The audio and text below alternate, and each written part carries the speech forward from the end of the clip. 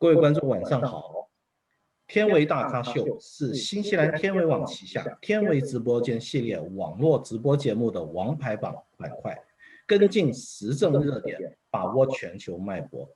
我们邀请到本地政要、行业翘楚作为我们栏目嘉宾，就大家所关注的问题进行深入的探讨与互动。今天晚上是我们一期比较特别的录播节目，我们邀请到国家党党魁，新西兰国家党党魁 Judith Collins 女士，和我们分析一下在疫情下新西兰的经济、民生以及今年大选的进展与期望。Judith Collins 女士现在应该是现在正在进行党魁的辩论大会，所以说我们也看一下，在一些关于华人少数族裔或者一些经济民生的问题，他的回答会有什么不同呢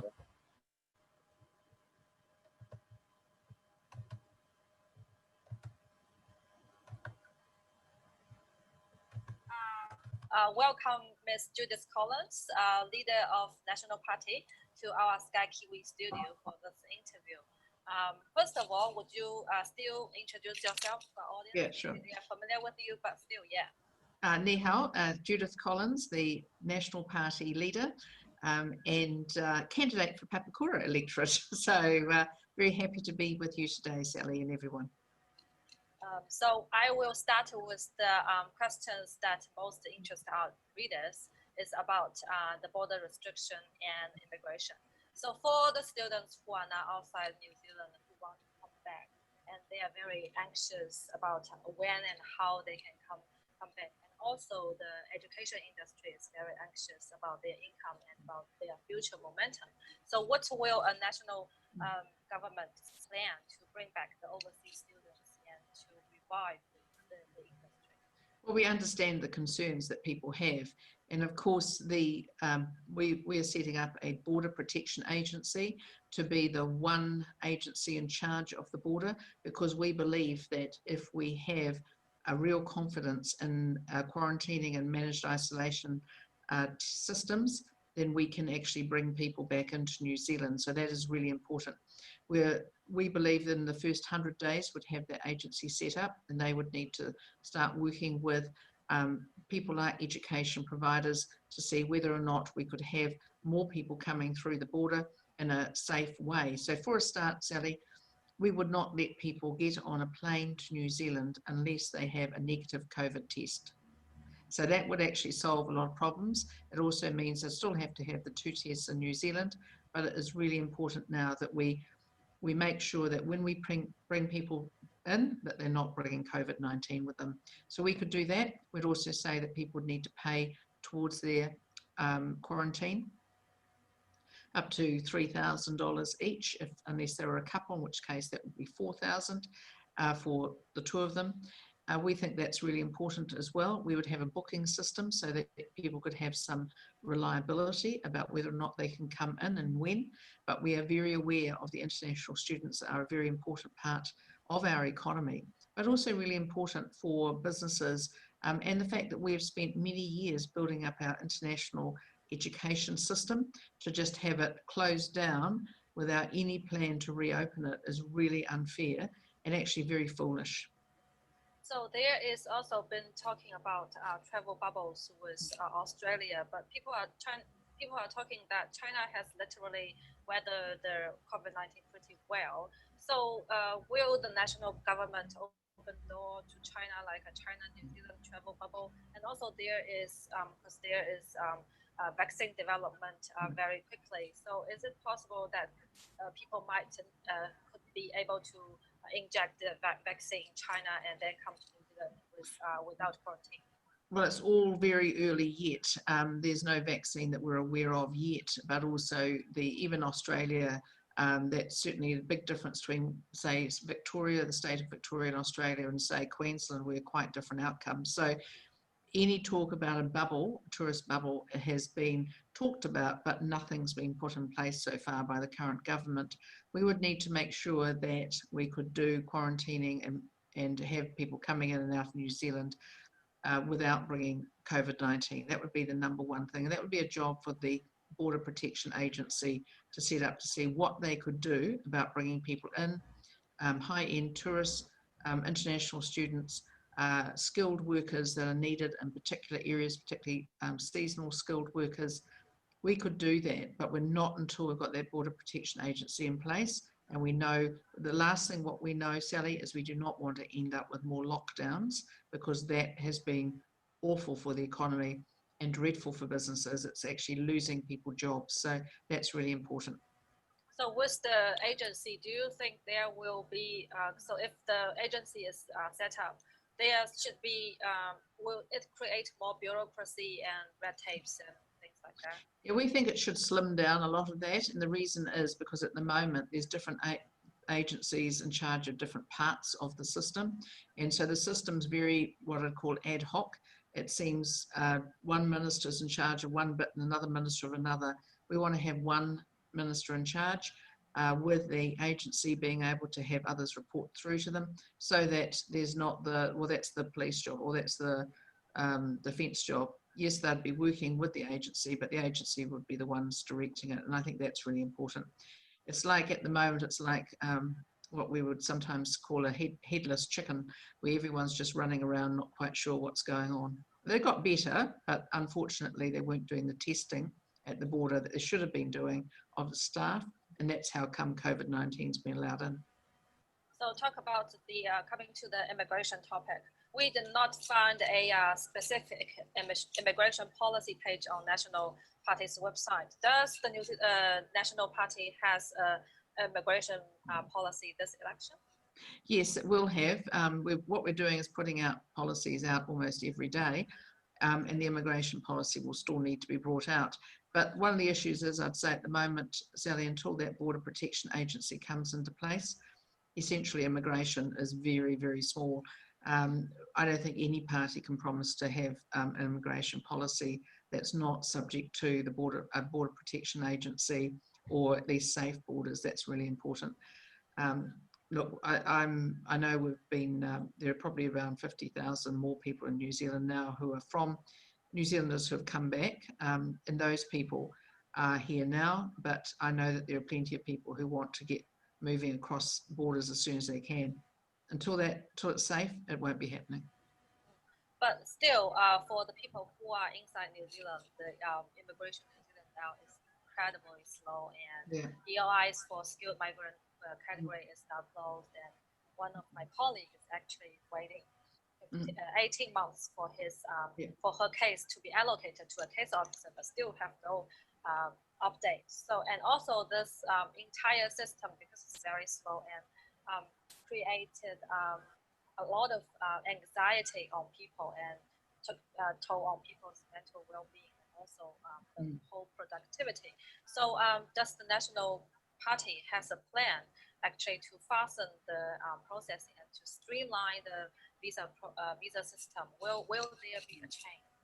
Yes, there will, and you'll just have to, I'm sorry, I have to wait for that policy to come out to be released.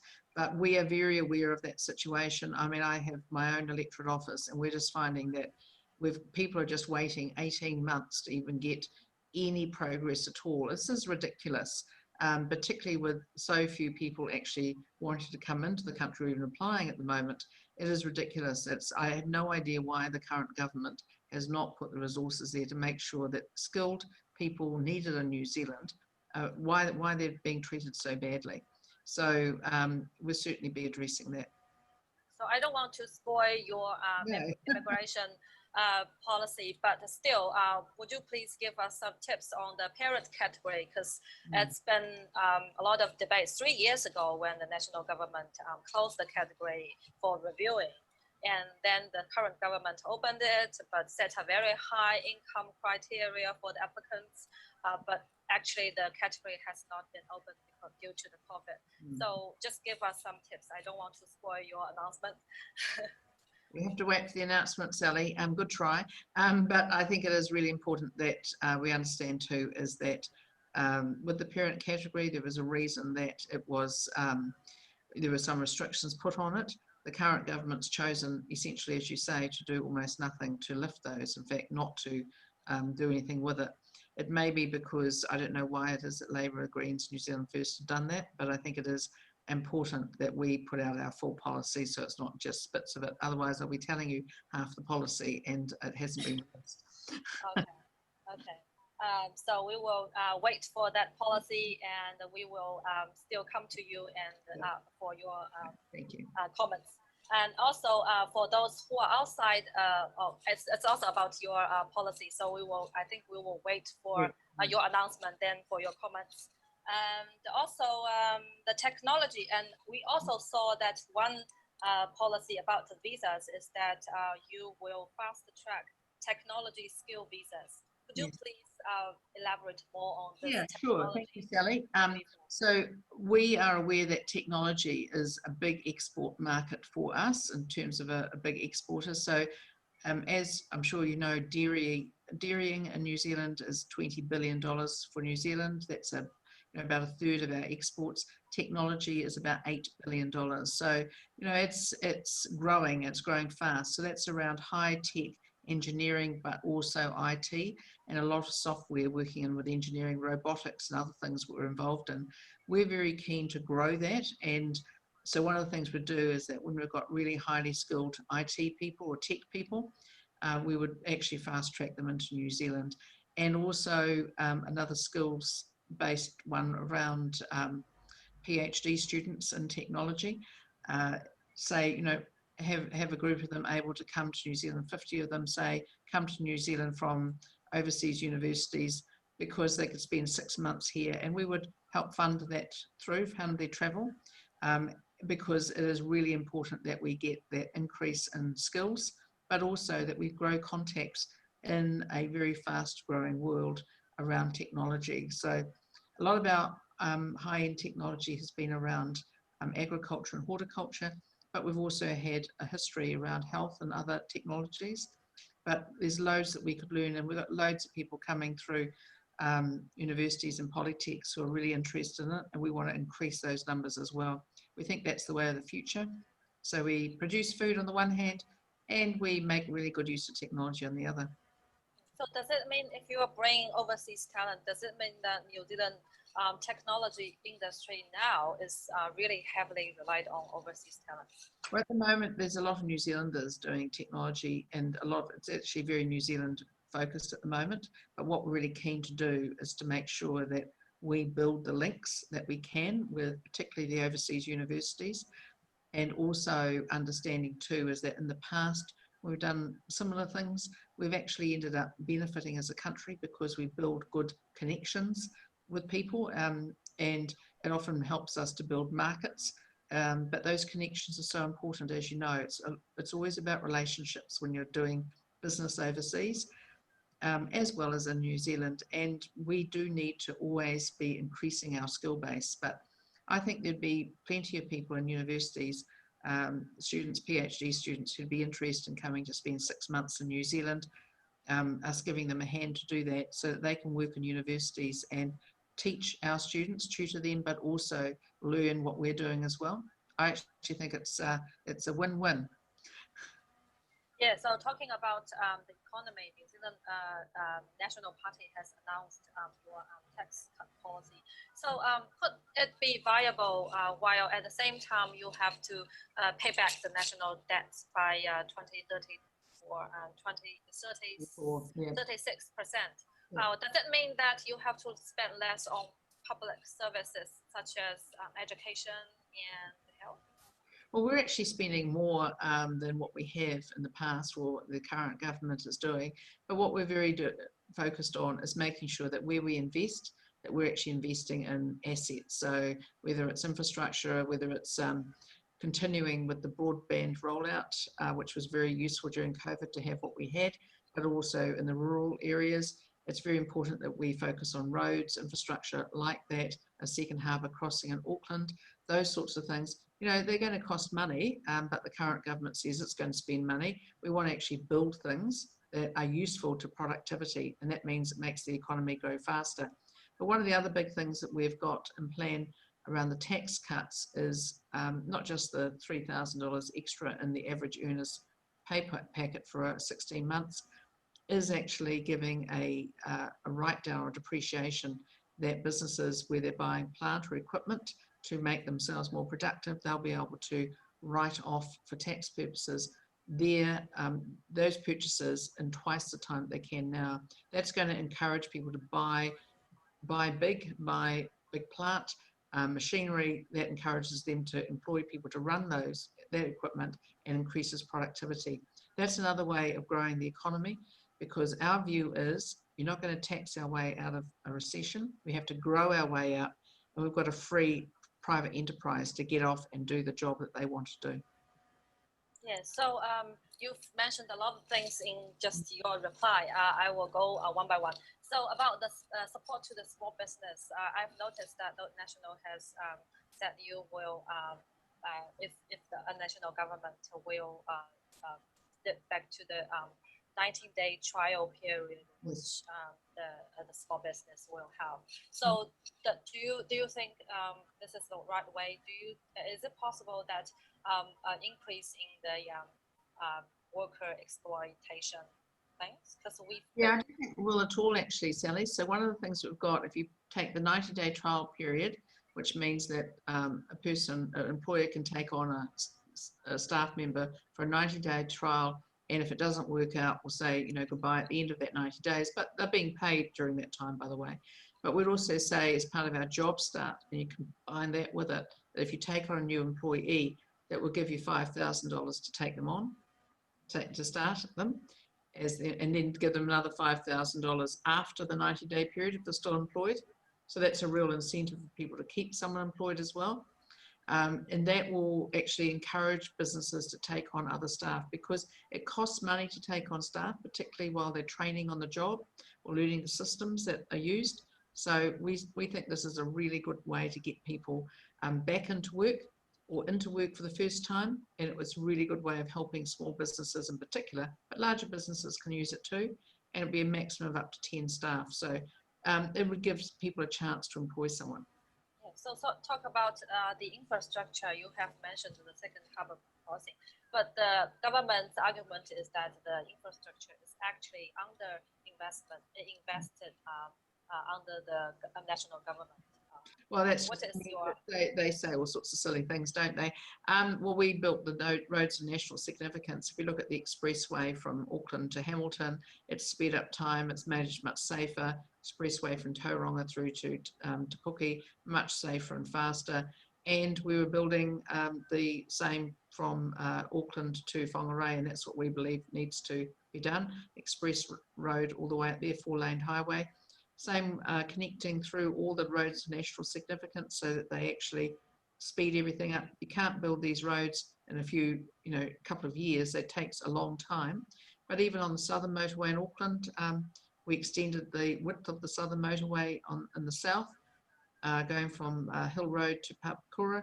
That has helped hugely in terms of traffic as well. So we've just been building away, keeping on going, and unfortunately Labour came in and stopped a lot of our plans that we had ready to go, like the East-West link from Pakuranga through to Onehunga.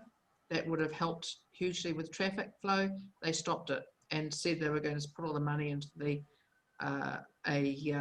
light rail link up Dominion Road, and they've actually done nothing except spend money. They've actually done nothing.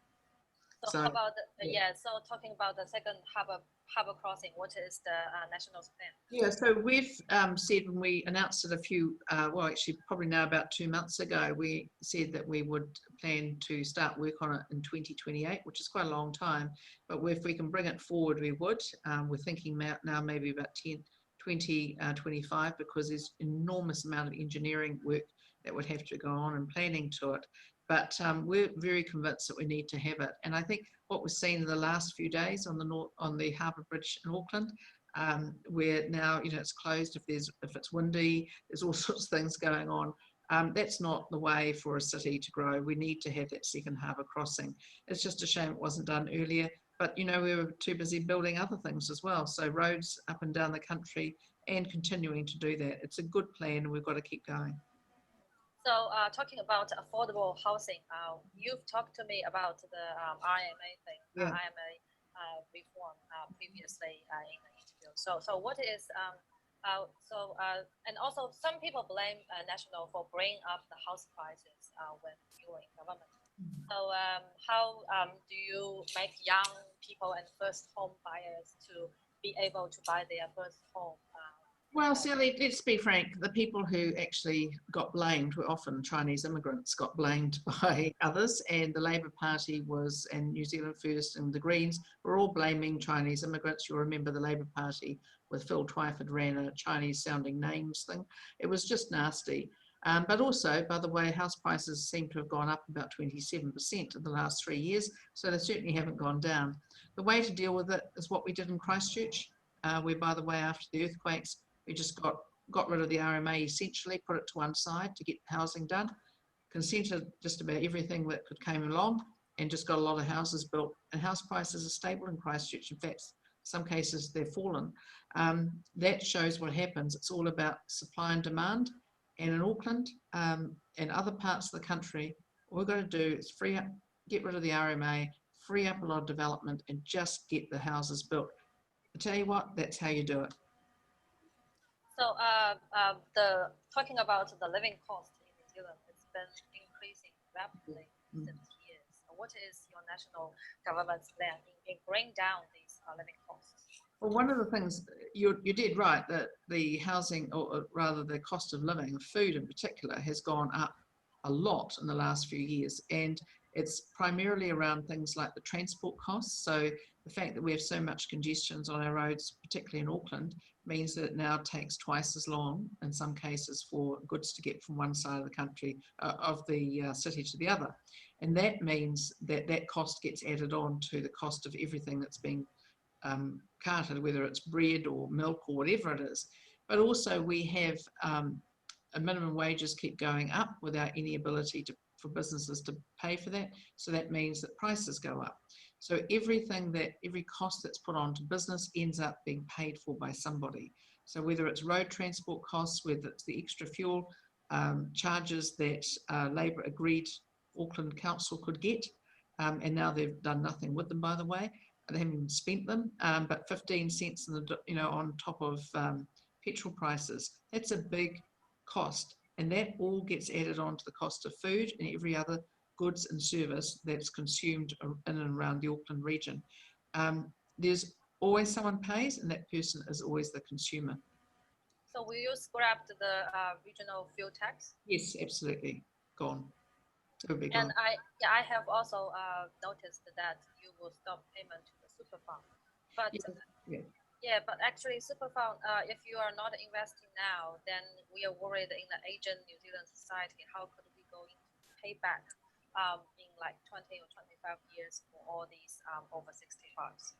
Well, we think it's important right now to be investing in New Zealand. So the super fund primarily invests overseas and the share markets are overseas.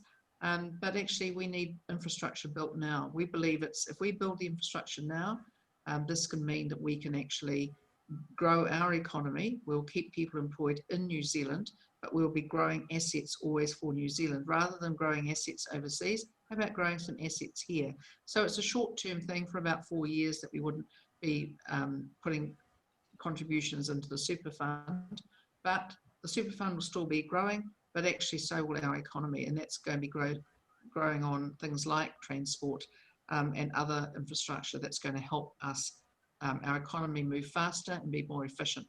And by the way, safer roads. So how about alternative ways like attracting more foreign direct investment? Is that an option? Yeah. So we're certainly looking at that too, what we can do there. We don't have, a hatred of foreign investment, unlike the other parties. We believe that actually New Zealand's been built on a lot of foreign investment, and we need capital in New Zealand. You can see it with our tech policy about people who want to bring in capital to set up tech companies or to grow tech companies here. We think that's a good thing. So we're not anti-foreign investment. Our concern is always to make sure that whatever investment comes in, that's going to grow New Zealand's economy. So there's another topic that the Chinese elderlies are very interested about is the year limitation for their super. So it has already passed the first reading about moving changing from 10-year to 20-year living limit for them to access to the super. So what is national stance? Well, that was our stance before, and I see other parties are following it. That is actually what's going to happen, because we cannot simply continue on a very generous scheme that we have at 66% of the after-tax average wage without actually some limitation. I think that is actually important. We certainly know of New Zealanders, and I personally know of New Zealanders who have lived overseas, paid all their taxes overseas, contributed nothing towards being part of New Zealand, and come back just before the current 10-year limitation comes in. I've got to say, I find that, as someone who's spent all my life paying taxes in New Zealand, working here, somewhat insulting. So I think, I think it's fair enough. Yeah, so talking about support for the ethnic minorities, people are saying that from the ethnic minorities, saying that the government is not doing enough to support ethnic minorities, especially during the COVID-19 period. When you look at the racial discrimination against Chinese and Asian, and also online bullying and exploitation of the new migrant workers. So what is national plan to? I think we should be really honest about this, Sally. Where there is exploitation of new migrants, unfortunately, it's often by the same ethnicities of the people who are being brought in. We've seen that. So, we need to be real about that. We know, and we've seen, we've actually got people who have now been jailed for their mistreatment of staff. And those people, it's actually their own ethnicities that they're making use of. It is really important that we stand up very firmly against that. Number one, it's not humanitarian. Secondly, it is not our way. And people come to New Zealand who want to get ahead in life. My view is most migrants come to New Zealand, vast majority, give up a lot to come here, because often give up being in a place where you're comfortable, where everyone speaks your language, you know everybody, you have family. You come to New Zealand, you give all that up, and you come up to work hard and do well. And to see people being exploited is just absolutely unacceptable. And I just don't think of any New Zealander who finds it acceptable. So my view is, if people do that, if they have slave labour, if they run sweatshops to do that, they can go to jail. And by the way, after that, they can go back to where they should have been, first place, where they, they'll be deported, in my view. I'm not having that behaviour here. And also with support to the ethnic minorities in terms of mental and health. Because we've also talked about the international student industry, and people are also saying that the international students are not only cash cows, they are actually humanity. Human beings. Yeah. So how do we balance this? How do we create a better kind of support system for the students or for the minorities who are here and paying tax and contributing to our society? Yeah, look, Sally, at the moment we don't have many students here from overseas, but where we do, it is really important to understand that people are not cash cows, that they are actually human beings. And by the way, they don't have to be here.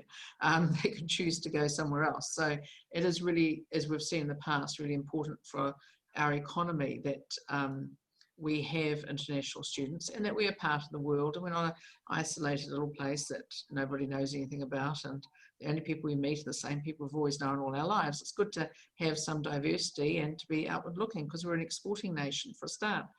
So the National Party's view has always been that we don't worry about people's ethnicity. It's always on merit. That's why we don't have to have quotas about how many people of various groups come into Parliament, because we can judge on merit. But we also just happen to be, the party that had the very first Chinese MP, as in Pansy Wong, who became a minister, the only one so far of any Asian ethnicity to be a cabinet minister. And we also happen to have, people like, Kanwal Singh Bakshi, Dr. Parmjit Palmer. We've got Nancy Liu, I should say, who we're hoping to get in this time as an MP. And we've had Dr. John Young. So, we have a track record of having diversity, but all those people can stand on their own merits. Yes, they bring diversity. Yes, they represent particular communities within New Zealand. But actually, they could represent anybody because they're all very good, high quality people. Yeah, that's exactly the question that I want to raise. So according to the poll, it seems that there are comments that the National Party might not have one single Asian MPs in the next parliament. So yeah, so what? I think we will. We're coming up, Nancy. We're coming up, and Nancy has got a very good chance getting in. She's got a high list ranking, and it's really important that everyone remembers it's the party vote that actually counts on this. And the more party votes we get for national, the more chance we've got Nancy coming in to join us. We're very pleased to have her joining us because I can tell you, you know, the National Party has been the one party, major party, that has never attacked people based on their race. You know, we've never gone down the path of blaming Chinese migrants for housing prices, which is what Jacinda Ardern's Labour Party did at last election. We're not those people, and we didn't do a deal with New Zealand First, and we would not encourage it, and we're not doing one now. Yeah, about the China relations, how does New Zealand balance the relationship between China and the US? The two countries kind of now not getting along well. Very carefully, Sally, is the answer to that one. If you know, we're a small nation. We export, our major export partner is China, and one of our major security partners is the US, as well as Australia. So UK and Canada. So we are very careful. We have our own independent foreign policy, and that is true for actually all the parties that I'm aware of in Parliament. We're just very careful how we operate. But in terms of respectful relations, I believe it's very important for us in New Zealand to look after New Zealand first and foremost, and that means having good, respectful relations with both China and the US. It always worries me when I see China and the US fighting or at loggerheads, because to me, there's a saying that says something like when an elephants fight, that ants get trampled, and that's what worries me, because compared to them, we're not an ant, but we're pretty small. We're hard-working little ants. So what do you think China will play in New Zealand's economic recovery? Well, I think we were very fortunate to have had the free trade agreement with China in the first place. During the global financial crisis, it certainly helped get us out of a very difficult situation, and I'm presuming that it will do so again. It'll be very important, and we've seen it with our commodity prices, particularly with dairying, but also meat and other commodities. So the fact that they've held up so well is really important. So, you know, we've obviously lost the international student market from China, and clearly international tourism is basically stopped, but hopefully these will come back again at the right time. Right at the moment, it's technology and it's the commodities prices that are holding up, and I think we're just going to have to push that and continue to do so. China is very important to us, but you know, we're just a little country at the bottom of the world, and we have to deal with everybody. Okay, so last question. Why do you think people usually single the China out when talking about foreign interference? Actually, there's a lot of foreign countries. And also the New Zealand Chinese is always being caught in this foreign interference blaming game, like things like Chinese MP and blaming Chinese media like Sky TV for manipulating Chinese news and everything. So why do you think is this? And what's your what is your response? You know what, Sally, I often ask myself that too. Why is that? And of course, you know, of course, China, like any nation, wants to have influence. I mean, that's the way it operates in the world. I can think of many countries who particularly try to have influence in New Zealand or might know about things, and that's part of what happens in statecraft. I mean, it is important, though, that everybody understands that New Zealand is an independent country, and we do have to maintain, and we will maintain our independence. So we tread a very careful path. I don't know why in particular people do choose to talk about China so much. They could also quite equally talk about Russia. They could talk about all sorts of other countries as well, who I know have in the past and certainly have had experience of trying to get information out of New Zealand. So yeah, anyway, so thank you, Judith, for the interview. Is there anything that I haven't covered that I think you've done really well. I think you've done really well covering just about everything we've put out. So thank you very much for going to our website, reading our policy and considering it, Sally. Just say, Thank you. If people want to have a national-led government led by me, party vote national. Okay, so hopefully we can have another interview after you have released your immigration policy. So I shall make a note of that. Thank you. Yeah, yeah. Thank you, Judith. Sally, bye. Okay, bye.